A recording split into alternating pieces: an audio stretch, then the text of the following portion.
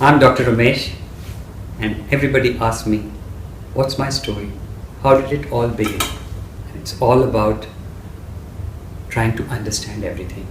I, in the 70s, was a young, student in the medical college, and I always had questions of why, what happens.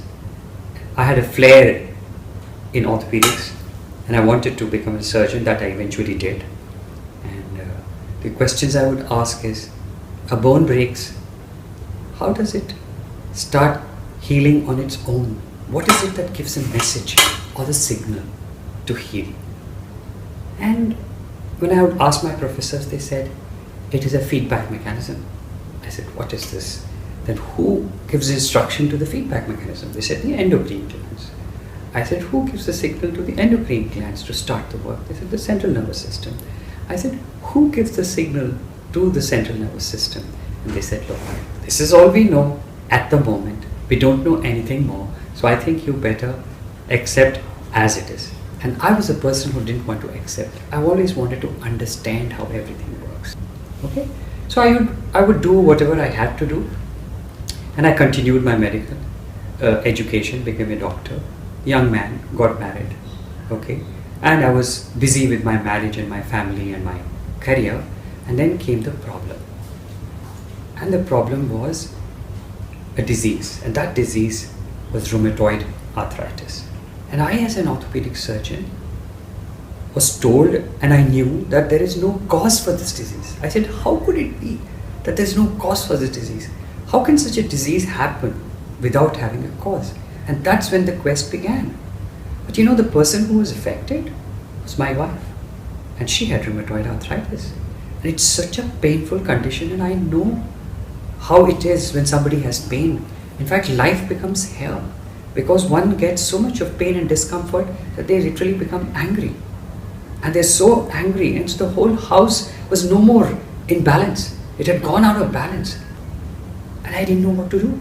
And normally, as a doctor, I would prescribe anti-inflammatory, okay? And I would prescribe, if necessary, steroids, and go up to anti-cancer drugs. But when it came to my wife, I'm hesitating in prescribing this.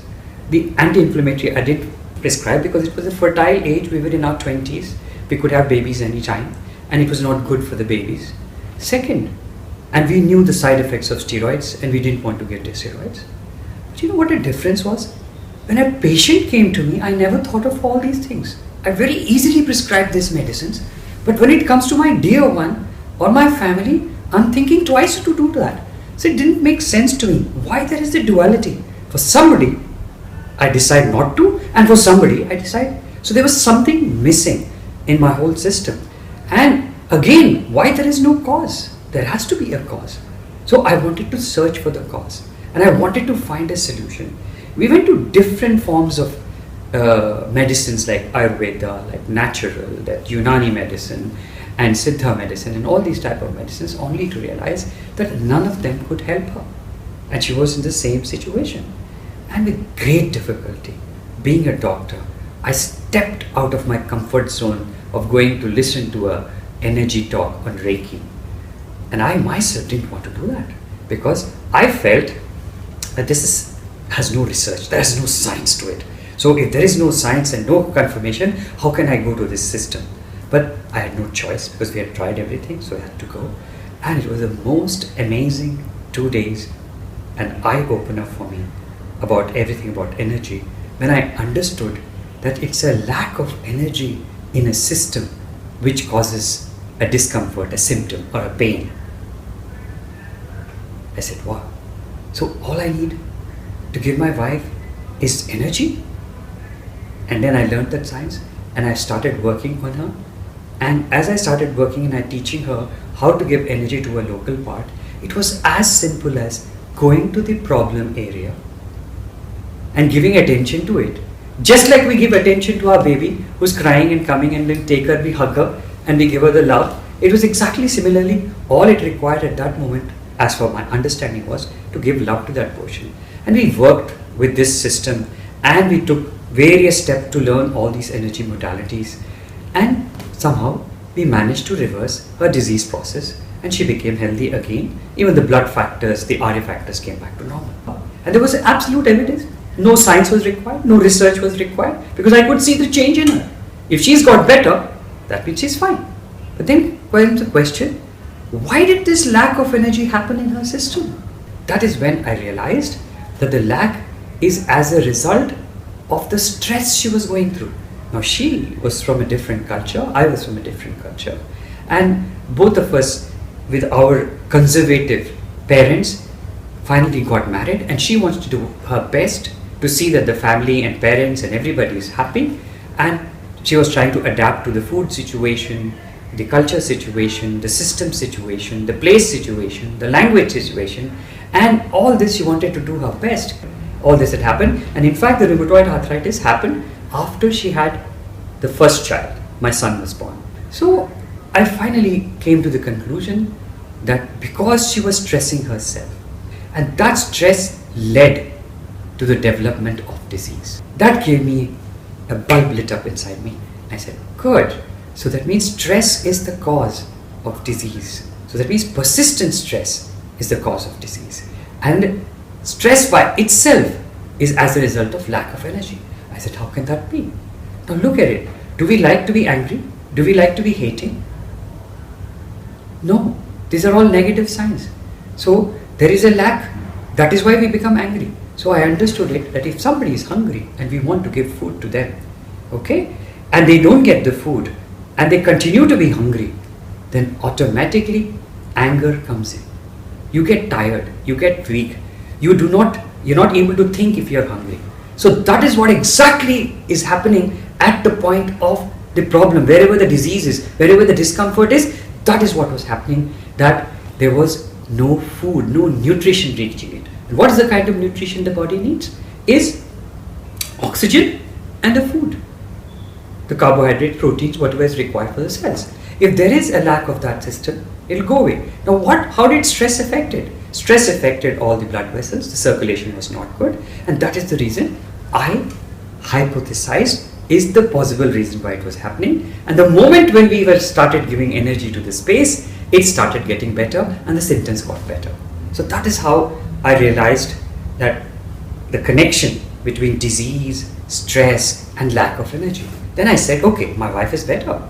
If I can do it with her, it should happen with the other people also. So we started treating rheumatoid arthritis patients and we started getting the same results. Then I said, if it's coming to this, and if stress is the cause of this disease, stress is the cause of many more things. There are so many diseases we have. Okay, most of them are psychosomatic. Can I do that for other diseases? Can I use it for other things? And that is how it opened up when we started doing it with most of the orthopedic diseases. Then my wife being a pediatrician, we put it into the pediatric aspect, and slowly we started getting known. People started knowing us and they wanted to come to us and they wanted to get the treatments and sessions, and we were able to help the full spectrum of diseases we knew. But the only limitation I found over this period was that any mechanical deformity or a mechanical defect, we were not able to help. Otherwise, anything which was physiological, which was changing inside the body, we could see the difference and the person would start getting better. Now this was so amazing for me. So now I really realized that now I wanted to know, why is it that we have a lack of energy? What is the reason we have a lack of energy in the system? And that clarity came is just because we were not educated. We were ignorant of how to source energy naturally. And that's when I started opening up, besides the patients and besides the diseases, I started applying this with plants. I started applying it with animals. It worked wonders.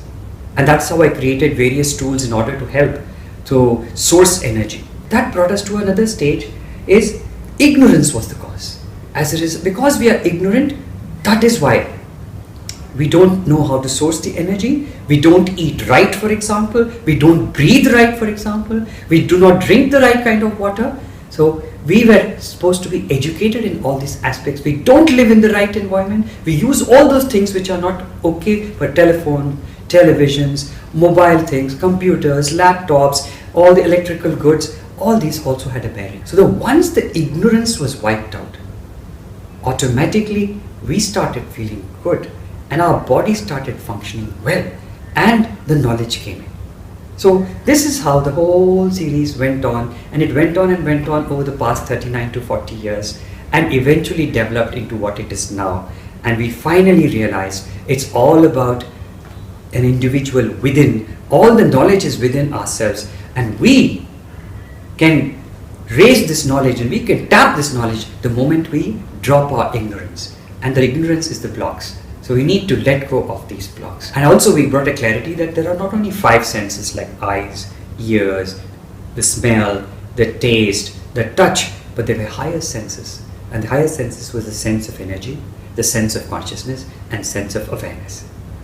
And once this came into clarity, I really understood that all we needed to do was to work with our ACE. A means awareness, C means consciousness, E means energy.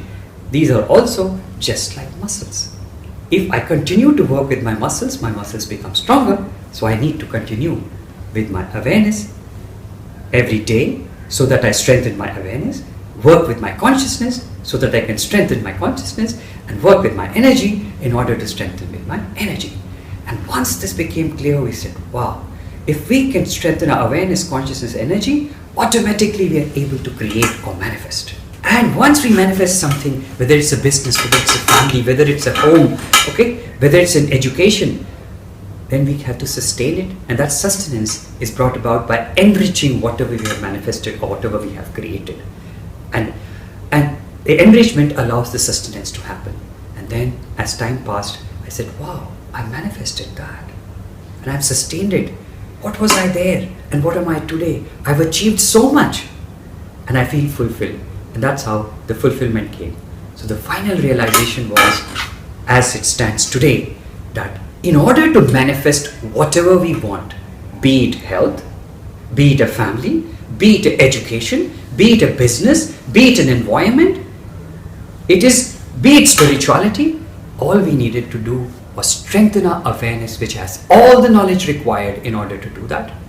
Then, second level, strengthen the consciousness and energy aspect in order to be able to manifest whatever we want in life. And once we have manifested it, we could sustain it. And once we've sustained it, we feel fulfilled and content. And that is what is our satisfaction. And that is my satisfaction of whatever happened to me in the last 40 years. Thank you.